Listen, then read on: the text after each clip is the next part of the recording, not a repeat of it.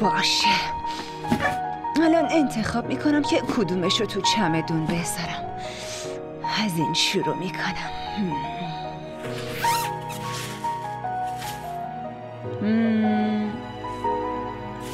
رنگش بهش میاد، باش تیشرت صورتی ست میشه.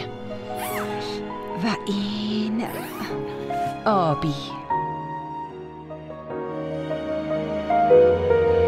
تا حالا ندیده بودمش.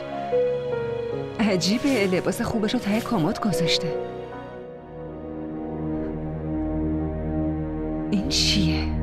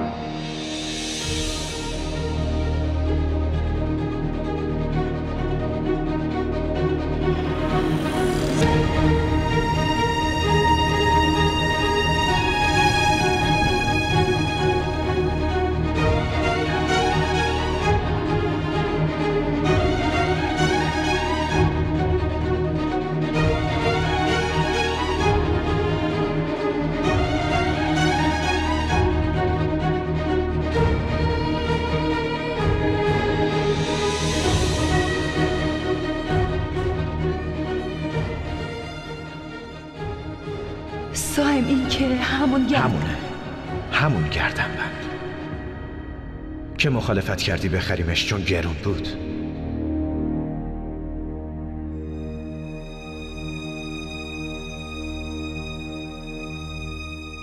ویدا، این یه هدیه کوچیک برای توه. فقط خواهشم اینه که همیشه گردنت باشه.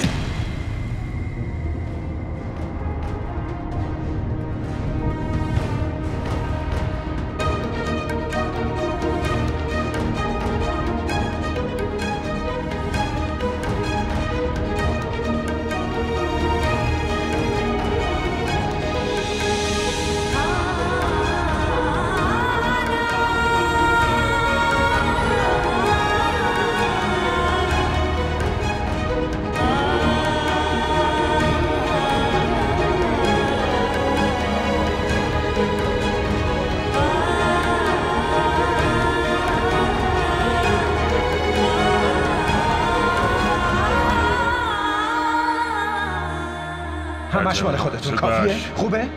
اون چیه؟ اونم بده ببینم. نمیتونی. بلم کن. گفتم اونو بده. زود باش. ردش کن بیا. من اینو نمیتونم بدم. این مال عروسیمه. بلم کن. این مال عروسیمه، بهتون نمیدمش. سایم بده، هرچی که هست لطفاً بده. خواهش میکنم سایم، هرچی که داری بهشون بده. زود باش. میخوای بکشمت؟ بهتون میدم ولی این یکی رو بهتون نمیدم. من میکشمش. بزنش. سایم!